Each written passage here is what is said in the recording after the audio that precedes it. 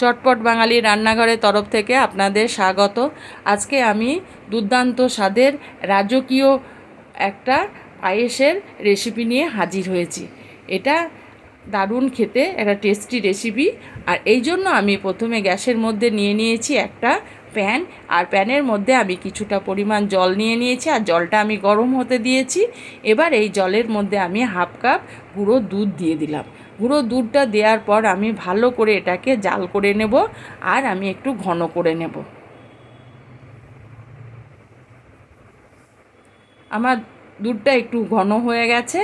এবার আমি এখানে ব্যবহার করব 1 কিলো গরুর দুধ, ফ্যাটযুক্ত।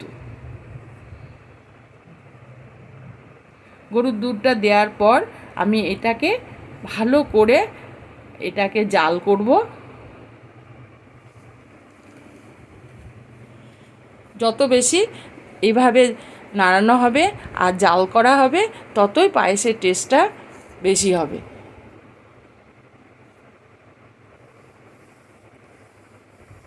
এবার আমি এখানে দিয়ে দেব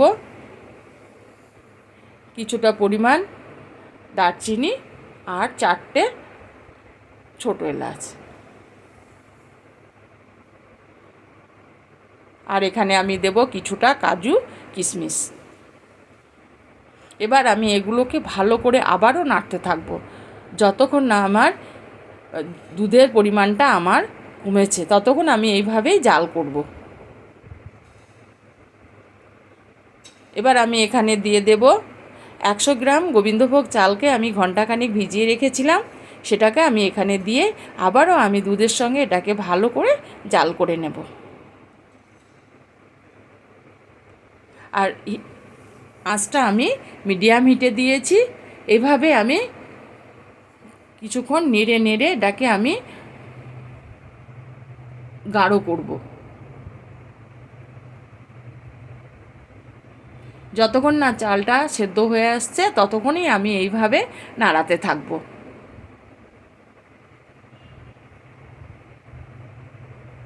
চালটা আমার অর্ধেক সেদ্ধ হয়ে গেছে। আমি এই অবস্থায় এই 1 কিলো দুধ আর 100 গ্রাম চালের জন্য আমি 200 গ্রাম চিনি ব্যবহার করেছি। চিনিটা আপনারা আপনাদের মতো ব্যবহার করে নেবেন। এবার পুরো চিনিটা আমি একসঙ্গে ব্যবহার করব না, আর পায়েসটার শেষেও আমি চিনির ব্যবহার করব না, তাতে পায়েসের টেস্টটা নষ্ট হয়ে যায়। এখন আমি চিনিটা দিয়ে দিলাম 100 গ্রামের মতো, আর 100 গ্রামে একটু বেশি, আর বাদবাকি আমি চিনি রেখে দিলাম। সেটা আমি পায়েস হবার আগে এটা ব্যবহার করব। এবার চিনিটা দেওয়ার পর আবারও আমি এটাকে ভালো করে দুধের সঙ্গে জাল করব।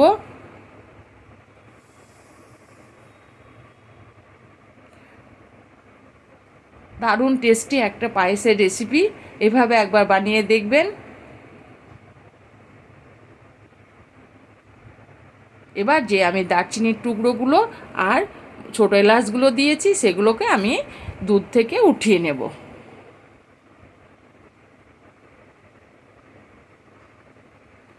দুধ থেকে এগুলোকে উঠানোর পর আবারও আমি এটাকে ভালো করে জাল করব।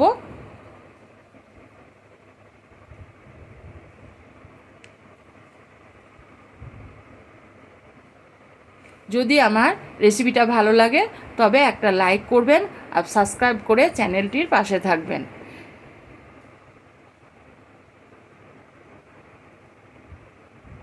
আমি এইভাবে একটা চামচের সাহায্যে এভাবে আমি নাড়াতে থাকবো, কারণ যেন তলা ধরে না যায়, তাহলে পায়েসের টেস্টটা অন্য রকম হয়ে যাবে।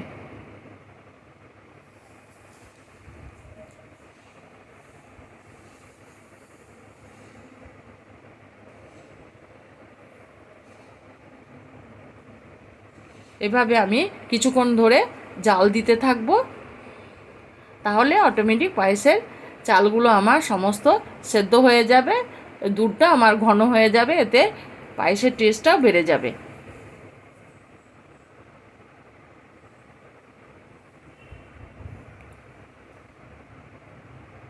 এবার আমি যে বাদবাকি চিনিটা ছিল সেটা আমি এখন এখানে দিয়ে দিলাম। আর চিনিটা দেওয়ার পর আবারও আমি কিছুক্ষণের জন্য জাল করে নেব। চিনি গলে গেলে আর পায়েসের টেস্টটা অন্যরকম হয়ে যায়, সেই জন্য আমি চিনিটা এই অবস্থায় দিয়ে দিলাম।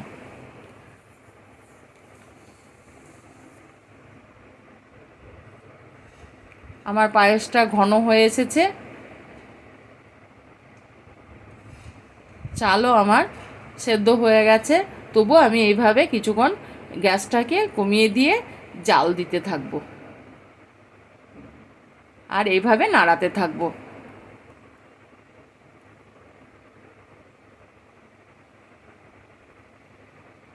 যতক্ষণ না এই দুধটা গাঢ় হয়ে যাবে ততক্ষণই আমি এইভাবে নাড়াতে থাকবো যেন তলা ধরে না যায়। এখানে আমি আর একটা জিনিস ব্যবহার করব।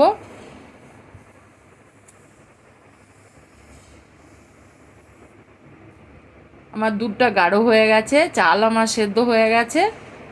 এবার আমি এখানে দিয়ে দেব 1 চামচ গোলাপ জল। যদি আপনাদের পছন্দ হয় তাহলে দিতে পারেন, আর এটা অপশনাল, না দিলেও চলবে। এবার আমি গোলাপ জলটাকে দেওয়ার পর আবারও আমি পায়েসের সঙ্গে ভালো করে মিশিয়ে নেব, আর গ্যাসটাকে আমি কমিয়ে দিয়েছি।